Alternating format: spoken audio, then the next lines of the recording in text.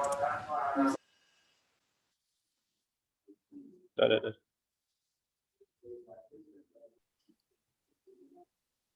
forget to press the record, but anyway, so our audience came from various backgrounds. Some of them are academia, of course, and some of them come from policymakers, work for government, Indonesian government, and some of them also are practitioners who work for private institutions as well as NGO. And I want to say hi to some of our audience. I think we have Dimas here. Dimas is the director of Nudgeplus. Dimas, are you there, Dimas? Hi, Matej. It's good to see you. Hey, hi there. Hey, likewise. Yeah. And we have also Pian here from Nudgeplus as well. Pian, are you there? Oh, hi. How are you? Hey. Okay. We have also Pak Dadang. I think Pak Dadang is from West Java province. Is that correct, Pak Dadang? Okay, and we have Nijma and Duyana. So everybody, thanks for coming. So this talk is sponsored by Nudgeplus, the behavioral change agency in Indonesia, who has been helping various clients in changing user behavior, and also IBEF, Indonesia Behavioral Economic Forum, and last but not least is sponsored by Insightbe.com. So what is the topic that you're going to talk today, Matej? So I'll walk you through.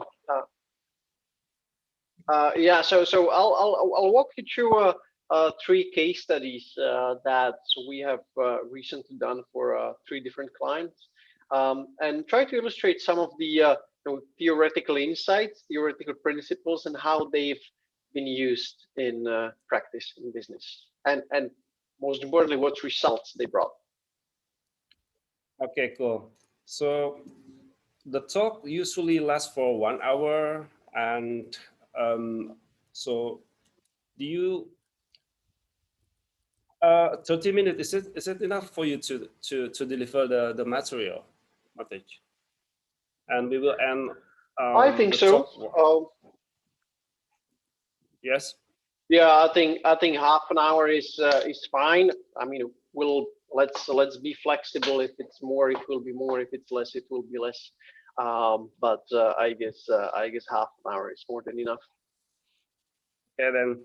So we will continue after that with Q&A sessions. So I think without further ado, the floor is yours, Matej. Okay, thanks a lot. Thanks a lot for the invitation, and well, let's jump right into it. So, guys, imagine the following situation: you walk into a store, and there's a dress or a nice shirt that you really like. You try it on, and I mean, you simply fell in love. It fits well, but actually, it's quite expensive. It costs around $80, and you say, okay, screw it, I'll take it anyway. So you take the shirt, and you're about to pay for the shirt or the dress. When the shop assistant comes to you, she leans forward and she tells you, you know what? The same dress, you could have it for $50 less if you just drive 10 minutes into our second store, which is a little bit further away from here. So you're thinking, okay, so I can either have this dress shirt for 80, or I can drive 10 minutes and I can have it for 30 because I can get a $50 discount. And so what would you do? I mean, think for yourself. I guess it's a no-brainer, right? Of course I would go. It's a huge discount. It's a lot of money for just a 10-minute drive. So you tell her, of course, thanks a lot for the advice. You jump in your car, you drive those 10 minutes and buy the dress in the second store. Okay, everything's fine. It all makes sense. until you think about this second situation. Once again, you walk into a store, you look at the product, you try out the product, and I mean, you fell in love once again, and you're about to sign the contract to pay for it when the salesperson comes to you and tells you, you know what? You can get the same car, which costs $25,000 in this showroom. You can get it for $50 less, for $24,950 if you just drive 10 minutes into our second showroom. You look at the salesperson, you think, dude, are you crazy? I'm not going to drive away. I mean, I want to buy that car. I mean, you give me a $50 discount on a 25,000 euro car. I mean, it doesn't make sense. Of course, I want to buy it here and now, and you don't go. Again, it makes sense. I mean, why would I, if I'm buying something for 25,000, why would I struggle somewhere to save 50? Doesn't make sense. But wait a second. I mean, it's still the same money, right? It's still the same $50 or euros or whatever currency you have, which you had to put in the same amount of time, the same amount of effort to earn it, and now you can save it. But in the first situation, it's a no-brainer to go. In the second situation, it's a no-brainer not to go. How is this possible? Why is it that in some scenarios, in some cases, we perceive money as more valuable than in some other cases? And the answer is that context is your super weapon. Context matters. The same thing in a different context looks completely different. And this is what I will be talking about. Because many or the majority of purchase decisions happen subconsciously. You don't really evaluate all the pros and cons and weigh them and then make your choice. You decide, well, based on something else. Your all kind of non-conscious processes make the decisions for you. And how they're influenced, well, is the context. As Rory Sutherland says in our online course, you can take something which is shit and put it in a different context, and suddenly it will look brilliant. So let's talk a little bit about the context. And I'll tell you about 3 case studies. The first case study will be how we helped a company change their job ad so that they attract more candidates.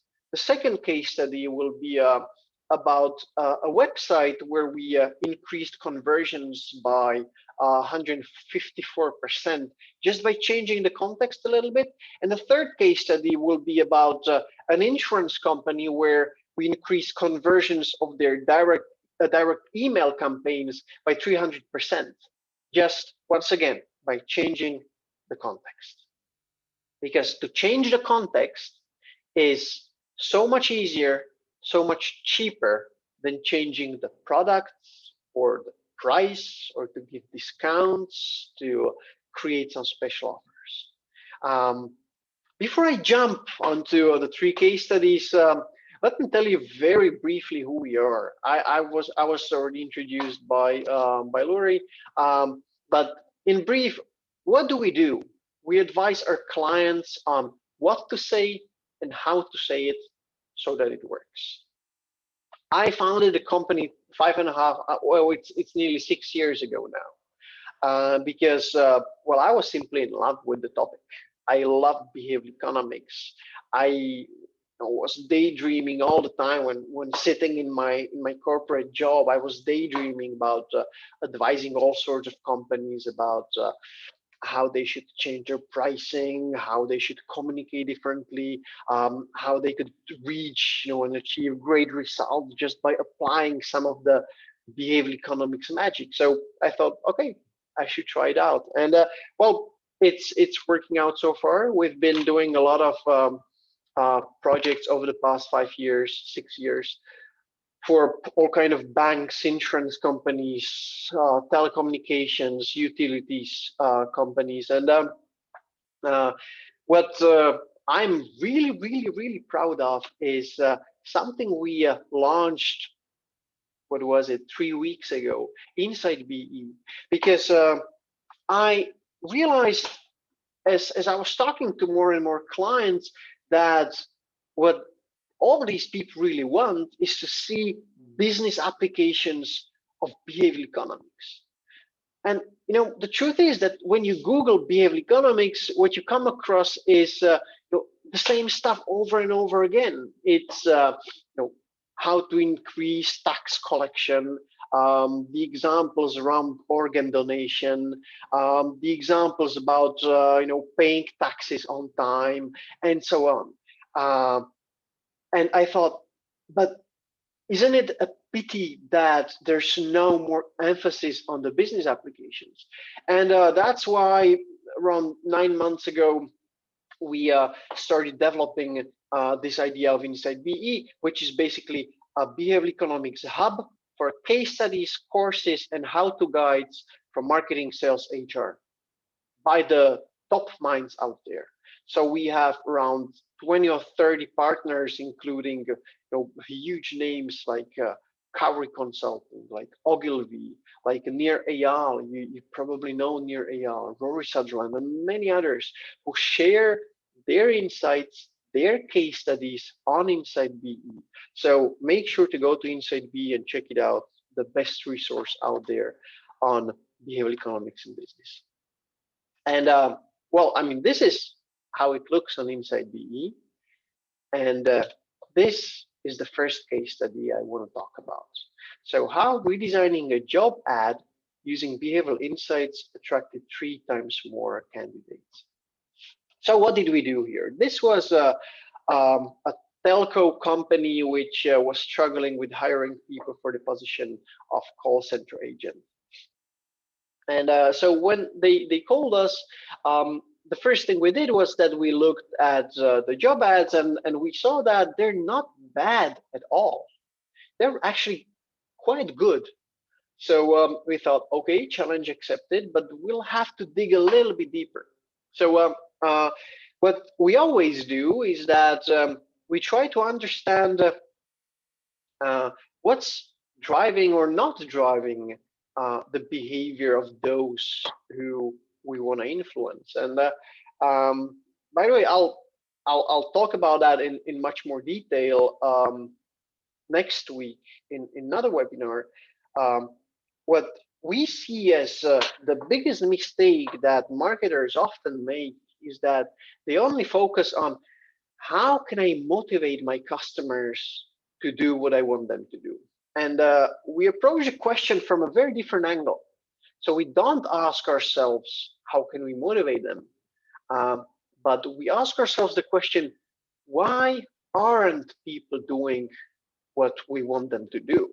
And this is what we try to find out. So what we did was that we investigated a little bit more about who these people are, what's driving them, and most importantly, what's discouraging them from sending their CV when they read the job ad. And we found a couple of things, a couple of really interesting things, which then led to the solutions that we designed. And one of the things was that there's something called choice overload or information overload. When you give to people too much information, they might experience something which is called action paralysis. So, our natural tendency is to think the more information I give you, the more likely you are to decide, the more likely I am to pursuing you. The opposite is very often true. And what was happening here in these job ads was that the company was giving too much information. They were describing too many benefits of having a job with their company. So the first thing we did was very counterintuitive. We crossed out the majority of the benefits that they talked about, because we told them, look, guys, so the truth is that you actually have one or two really good benefits. But if you talk about 10 different things, including stuff like energetic colleagues, a great and dynamic team, which actually doesn't tell you much, this paradoxically can discourage people from applying, because the one or two good benefits will be kind of lost in the many other stuff that you talk about. So we took that out. The second thing we discovered was that one of the things which discouraged people from applying was uncertainty.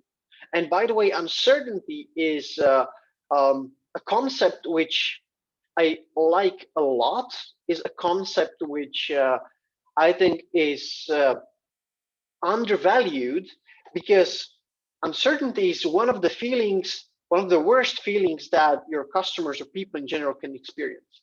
When I feel uncertain, I try to leave the situation, I postpone the decision, I just try to avoid the situation of uncertainty. And so what was the uncertainty that people were experiencing as they read the job ad? Well, the uncertainty was that as a new call center agent, you had to go through training. And these people didn't know if the initial training, which took around a month, would be paid or unpaid. And the second thing they were afraid of was that it would simply be too much new information. They would be overwhelmed, and they simply would not be capable to learn everything and to perform well. So the thing we did in the job ad was that we kind of try to remove the uncertainty. So we told them, no worries, the initial training will be paid, and the pace will be adjusted to your needs. And I don't want to go into all the details, because you can read them on Insightbe, but there were a couple more uncertainties which we discovered, which we addressed. We removed the redundant information, like all those work benefits. Another thing which we removed were candidate requirements, especially education, because what this company did was that they said in the job ad that, I mean, it doesn't matter whether you have secondary school education or you're a university graduate, you can still apply. But what, I mean, I understand the intention. You don't want to discourage anybody, but what does it actually do? I mean, it can create even more uncertainties, because very likely not many people with higher university education will apply for the position of call center agent. So my target group are mainly people without university education. And if they read that also, I mean, that people with university education are welcome to apply, they might feel uncertain. So is it going to be that tough that you need a university education? So we told them, look, let's just remove it. And so after adjusting and rewriting the job ad, we tested it, and the results showed that 3 times as many people applied for the job as with the old job ad. And what was even more surprising was that the client then came back to us and they told us, I mean, we were amazed, because those people who actually came were much more qualified than those people who used to come before. And, again, in a rational world, this wouldn't really make sense, because we removed the candidate requirement. So you might think, well, so less qualified people will apply because you removed the requirements, but the opposite was true. So this is the first example of the use of theory in practice. So here the theoretical concepts were uncertainty or removing uncertainty, or choice overload, and we also use social proof, as you can see if you read it. So this is the first case study. The second case study I want to talk about is how a job search portal increased conversions by 154% without changing a single word in job ads. So this was another case study where this client came to us and they told us, look, we need your help to increase conversions on our job portal, job search portal. And they added, but you can touch anything you want, but you cannot change the job ads. It's the companies advertising on the website which are in charge of the job ads. So we thought, okay, once again, challenge accepted. And the first thing we did was that we dug into research to actually find out what research says about looking for a job. What might motivate people, what might discourage people, if there were some interventions or trials, tests done before, which could inspire our solutions. And what we found out was actually very interesting. It turns out that on average, when a woman looks at the job ad and comes to the part with the candidate requirements, it turns out that women need to fulfill nearly 100% of requirements so that they dare sending their CV. Compare that with men, where it's only around 60%. So men, it suffices that, you know, as they read through the requirements, they fulfill 6 out of the 10, and they will send their CV. But what does this mean? It means that we might be missing out on so many great candidates just because we have some stupid requirements in our job ads. But we couldn't change that, you know, we couldn't touch it. So what we designed was a clever pop-up window where the website was actually registering what you're reading, and as you scroll down to the candidate requirements, and the website noticed that you're about to leave, a pop-up window was triggered, and the pop-up window said something along the lines, you like the job but don't fulfill all the requirements? Don't worry, send your CV anyway. It's just 2 clicks. So we try to, you know, at the very moment when the person might experience once again this uncertainty, you know, this, as I talked about before, the reason why people are not doing what you want them to do. In this case, they wouldn't send their CV because they think they don't fulfill the requirements. At this very moment, we tell them, no worries, send your CV anyway.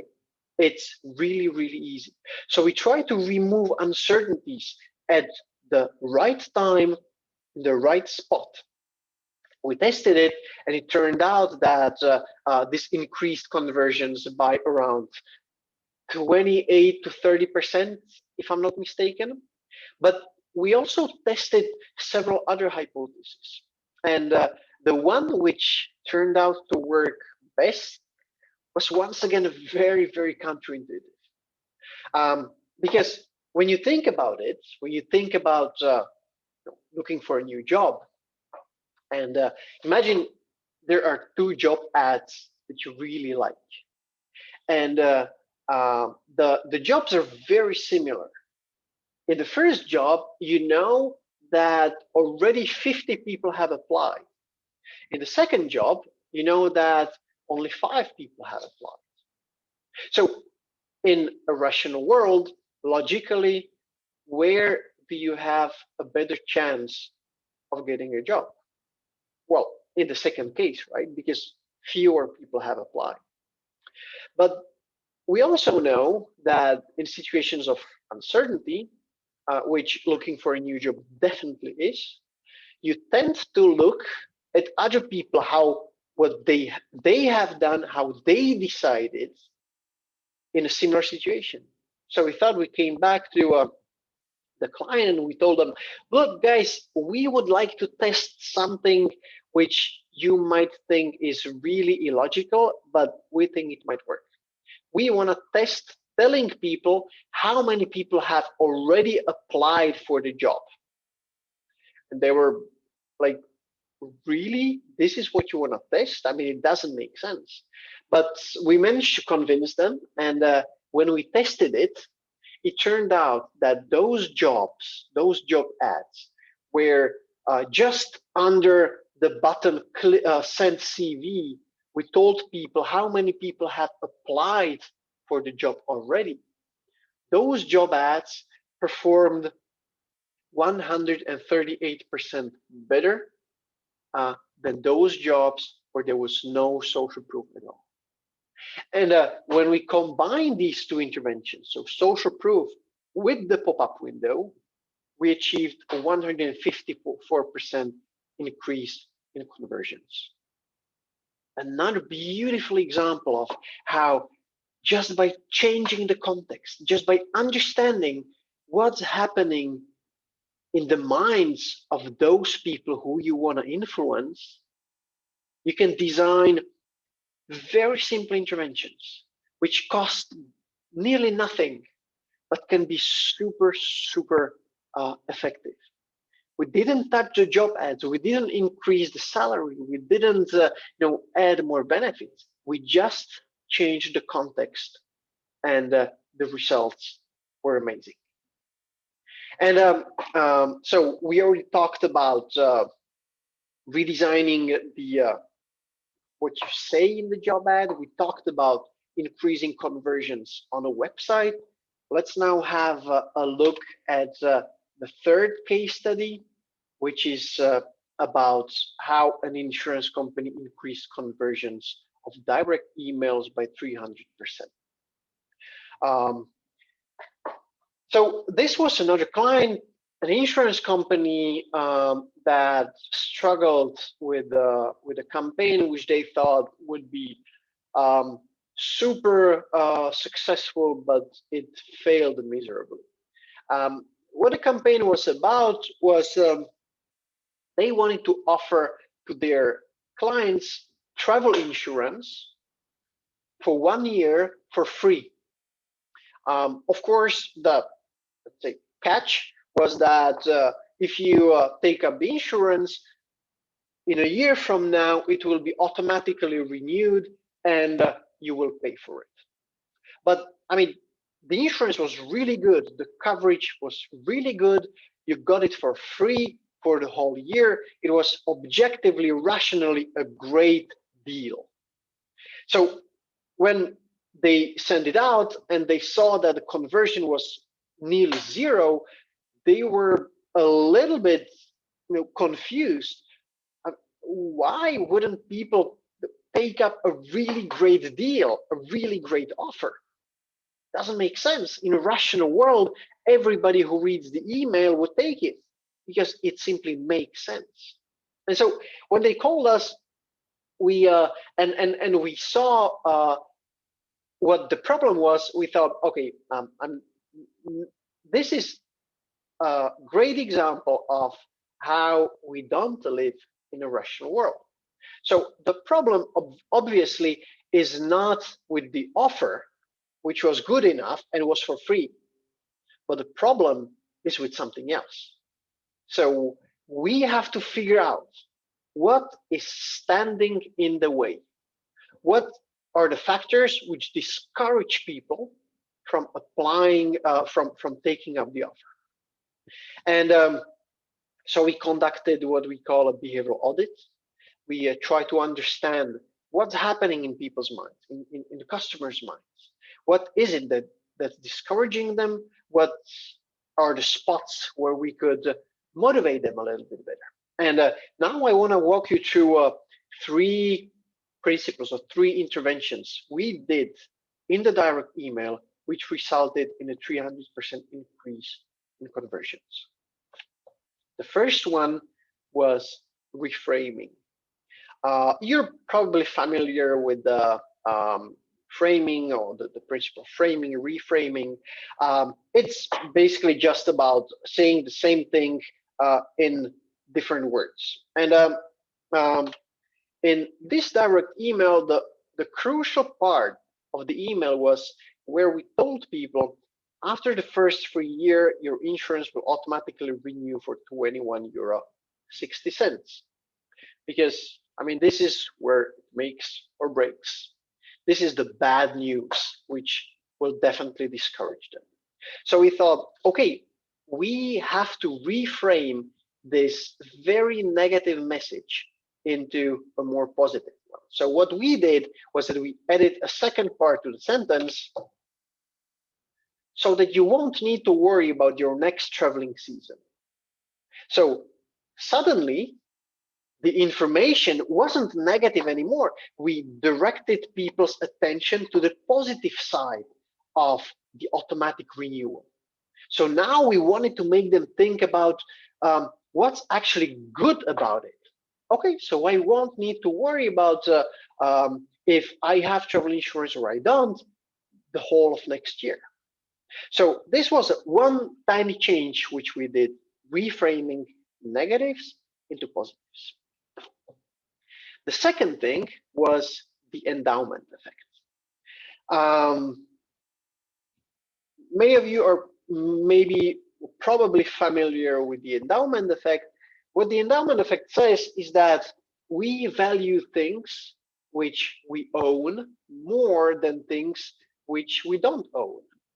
I mean, it's a nice principle which has been demonstrated with all kind of experiments, and this is what allure we talked about at the beginning. How the hell do I take this theoretical concept of endowment effect and apply it in a real world scenario in business? Because I can't simply give to people something. The funny thing about the endowment effect is that it also works if you just imagine, or we make you feel like you own it. You suddenly value it more. Let me give you an example outside of insurance. Imagine you walk into a shop. You want to buy a new TV. So you walk in and you're looking at all these TVs, and then the salesperson comes and asks you, the usual question, how can I help? And you give them the usual answer, I'm just looking. Okay, so this is the usual case. Now imagine if the salesperson came and asked you a different thing. So what will you watch most often on the new TV? Suddenly, you start telling a story. You start imagining what it would be like if you owned the TV, if you could invite your friends and watch a football match together, or if you could watch the new Netflix series on your new big TV. And as you start imagining it, you start building feelings and emotions which are linked to the new TV, and the chances that you will buy go up. And so this is what we try to do in this direct email. So the usual way of giving or presenting an offer like this is click here and we will give you free travel insurance for 1 year. So do something and we will give you something else. And the feeling is that I can own it. I can own the travel insurance if I do something. No endowment effect at all. So we try to rephrase it and make them feel like they already own it. Thank you for being with us. You've just received a gift, free travel insurance. See, I mean, what I'm telling you is that I have already received the gift. I already own it. All it takes is to activate it before September 15th. Can you see the difference? In the usual case, we tell people, do this and we will give you something. In this case, we told them, we gave you something already and all it takes is to activate it. I already own it. And the science behind, as I said before, is when I own something, I am reluctant to let go. The chances of me actually activating the travel insurance once I feel like I already have it go up. So this is the endowment effect, make people feel like they already own your product or service. By the way, there is, if you want to find out a little bit more about how to use the endowment, which by the way is really powerful, how to use this theoretical concept in business. There's an amazing article we published on Insightbe some time ago about exactly this.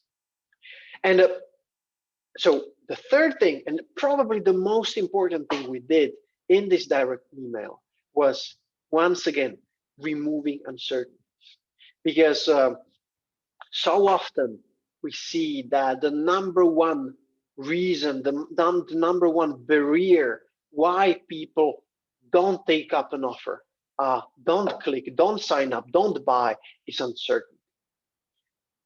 I don't know something, I am afraid of something, I don't have the information I need at the right time. So what was the uncertainty here? I mean, we all know it, we've all experienced it. I sign up for something which is free and I forget to cancel it. I mean, the same fear was happening in this case. This is what people had in their minds, in their heads. So okay, I will take it up for free, I'll forget about it, and they will charge me in a year from now. So we want to address and remove the uncertainty. So we told them, if you're not interested in the renewal, you can simply cancel it at any branch up to 6 weeks before the insurance expires. Don't worry, you won't forget, because we will send you a reminder well in advance. So you can see it's no beautiful copy. It's no super creative. It's just reassuring people and removing the uncertainty that they have. And I mean, the results spoke for themselves. There was an A/B test, the original email, the new email, and the conversions went up by 300%.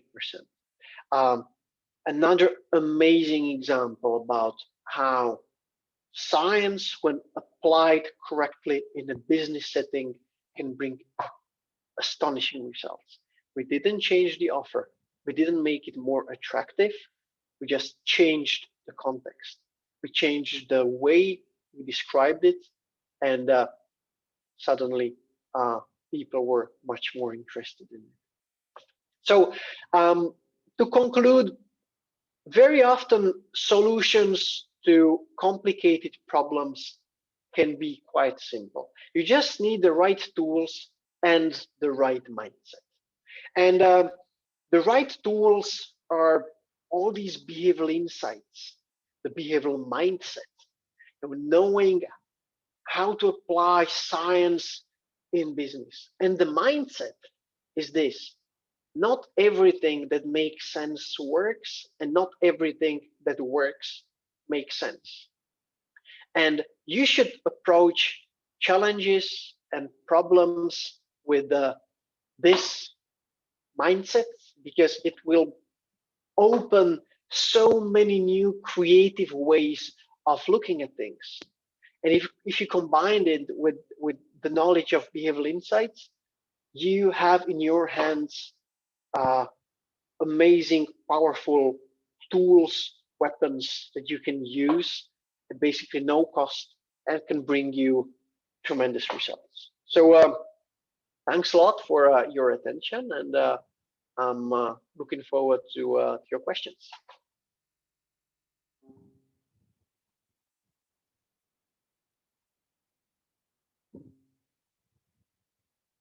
Luri, are you taking over?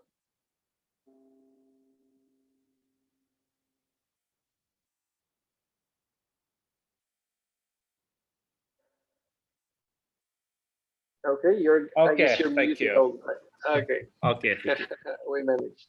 Lovely presentations, Matej. Thank you so much. So we still have approximately 10 until 15 minutes.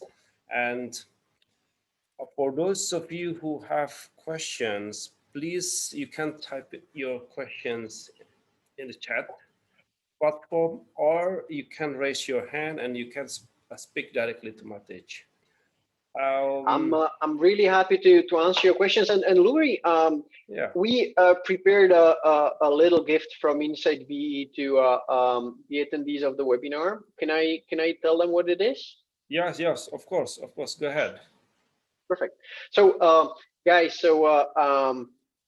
make sure to go to Insightbe. I mean, to the case studies and many others that I haven't talked about. You can find them there. A lot of inspiration, online courses, and so on.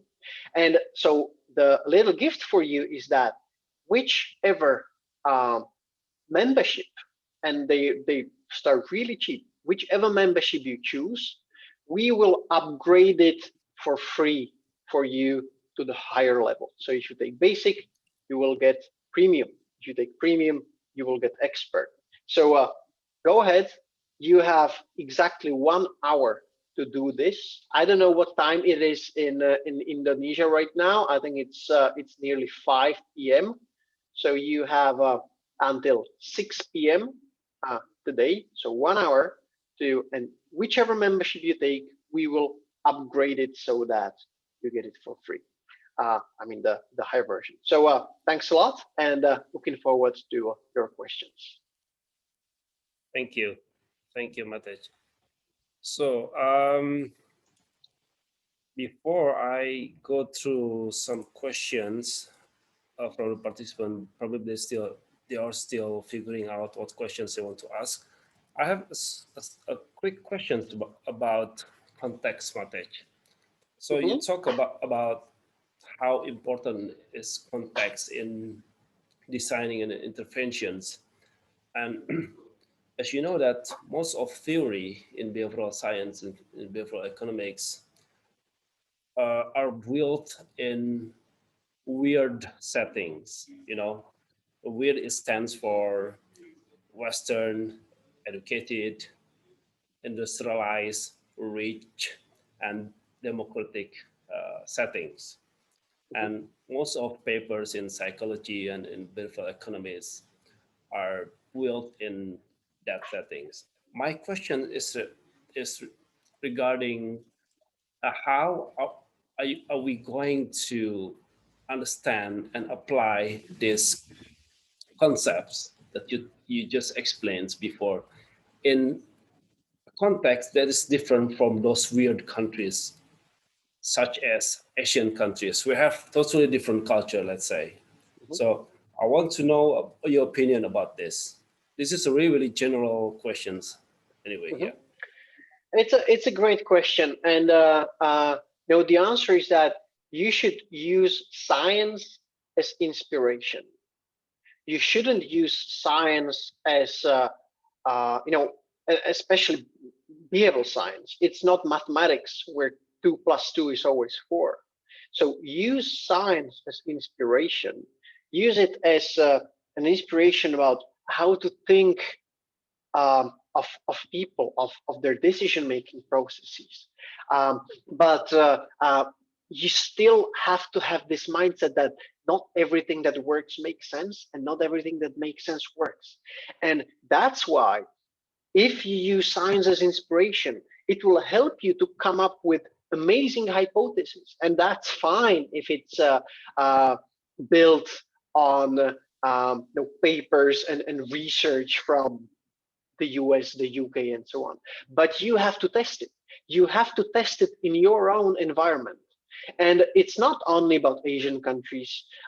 It's also, if we do a project in the UK, we can't simply take the results of an experiment which was done in the UK and replicate it without testing it and relying on and being sure that it will actually bring results. No, I mean, we're still dealing with the humans, and the environment changes constantly all the time. So take science as inspiration, derive your hypothesis from science, and then test them and see for yourself which ones are the most effective. So not everything that makes sense works, and not everything that works makes sense. Lovely. Absolutely. And this is also a quote from Rory Sutherland. I love quoting Rory because it's just so insightful. Rory has always come up with something weird. Yeah. And anyway, is there any questions? Can I ask a question, Masuri? Yeah, go ahead, Dimas. Yeah. Thank you, Matej. It's a great explanation of your context and your case studies, particularly here in Indonesia. Particularly, you're explaining about the application of the behavioral science in business, right? So I was intrigued about the toolbox that you've just explained, which are the reframing and the endowment effect, and also the uncertainty. Mm-hmm. Are you telling that these three toolbox are the you found most effective when it is applied in a business? That's one of my first question. Can I continue to my second question, or you want? Yeah, go ahead. I mean, I can quickly address it and then go ahead with the rest, so I don't forget. No, I mean, okay, these are not the most effective. You have a toolbox of dozens of different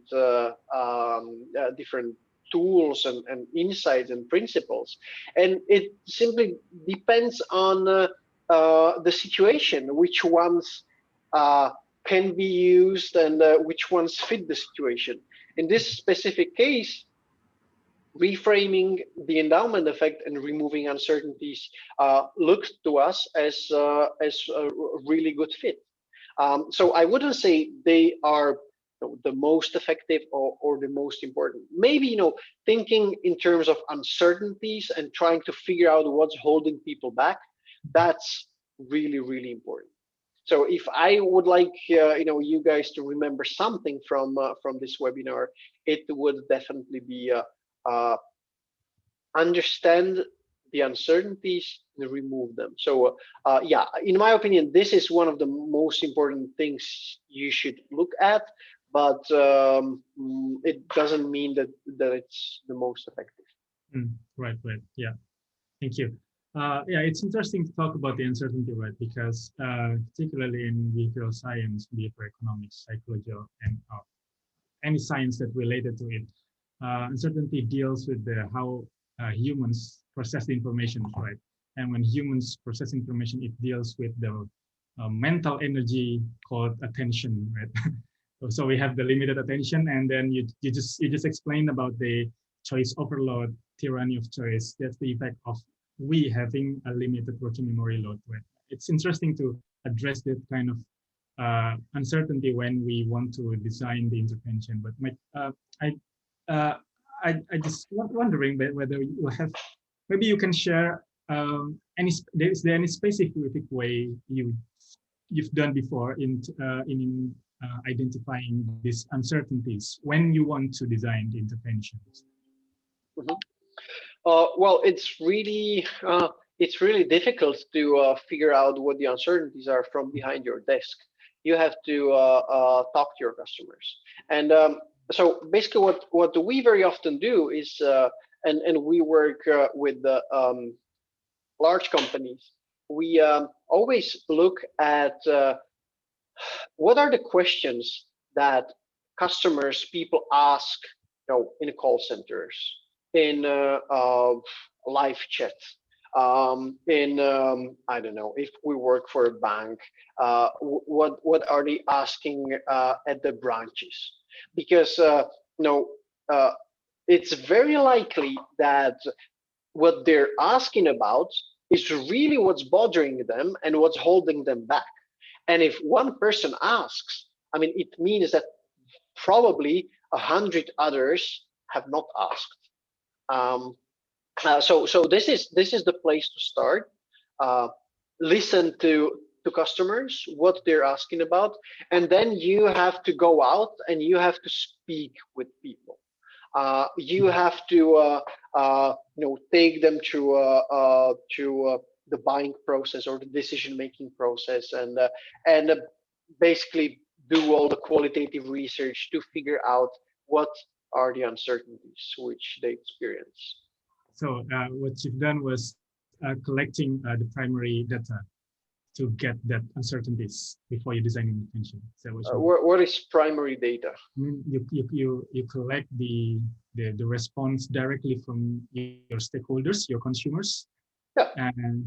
And then you, okay, all right. Yeah.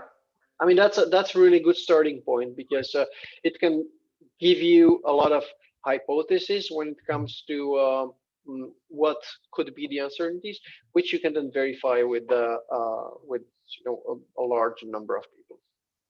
Okay. So it's a bit of a mix between qualitative and quantitative, right? If not, yeah. Right. Yeah. Okay. Cool. Thanks, Matej. Pleasure.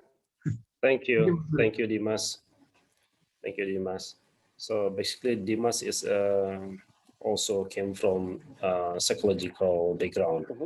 Anyway, there's questions from Audrey here. Audrey, can you open your mic? Do you mind? Audrey, hello. Okay, then I will read the questions. Probably you also already read the questions, Matej. So I haven't. Audrey you can read them. So yeah, Audrey basically asking about the applications of social proof to attract more. Sorry. Yeah, so she wanted to know to get the advantage of BE in to make. I'm not following where you are, because there's a question about Well, yeah, there are two questions here. So like the application of social proof, showing how many people have applied to the job to attract more candidates. However, I was wondering, wouldn't that signal competitiveness, which might put some people off? Just my take, is it possible that showing how someone similar to you have applied, e.g. someone from your school have applied to this job, might produce better results compared to the number of people applied? That's a good question. Basically, very often you can't really tell people that people from, I don't know, your school and so on, because you simply don't have the data for it. The first part of the question, yes, it might discourage some people. It might, but again, we tested it, we A/B tested it, and it turned out to actually work very well. So it looks like it attracted, or it encouraged more people than it put off. So and that's why, again, testing is so important, because just talking about it, whether it might or might not work, won't get you anywhere. Only after having tested it, it turned out that it actually worked.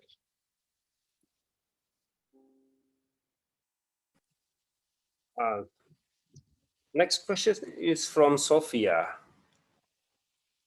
So this is about uncertainty. Which one appears more frequently? People taking risks, or vice versa, avoiding it? What do you think, Matej? Well, uncertainty is, I mean, I should probably call it removing uncertainty, not uncertainty as such. And the answer is that people try to avoid risk very often, and it's, yeah, I mean, we can call it risk. So we try to, and people try to avoid situations where they might be at risk of something. And it doesn't need to be losing their lives. It can be, doing the wrong choice. And the thing is that the more we speak with all kind of experts out there when creating these case studies for Insightbe, the more we realize that so often the solutions included removing uncertainties. We just, have, for me, it was a mind-blowing case study from Kauri Consulting about redesigning a restaurant menu. And even in the menu, they figured out some uncertainties and they addressed them. And, the uplift in sales was great. Another great example by Andrea Olson from the US. They were trying to help an insurance company, and again, the solution was built around understanding what customers fear and removing these, and basically at the right time removing the uncertainty. So coming back to the question, I mean, I would focus on avoiding risk. People want to avoid risk, want to avoid situations where they feel uncertain, and you have to help them do it. Okay. So I think 1 hour won't be enough to talk about behavioral science, behavioral economics, Matej. Well, I guess 1 month wouldn't be enough. Yeah. So for those who still interested to still in touch with you, probably you want to share your email, or if you don't mind. Yeah, absolutely. On So the chat platform. we can do it also like this. So I'll share my screen once again. And can you see it now? Here Yes. are my contact details. You can also find me on LinkedIn or on Twitter. Yeah, and we'll definitely be happy to see you on Insightbe. So, okay, guys. I think the time is already 17. 5 p.m. So let's now wrap up this talk. Thank you for your sharing, Matej. And we provide the recording of today's talk in Nudgeplus YouTube. Don't forget, and you can access it and then share it to your friends and colleagues.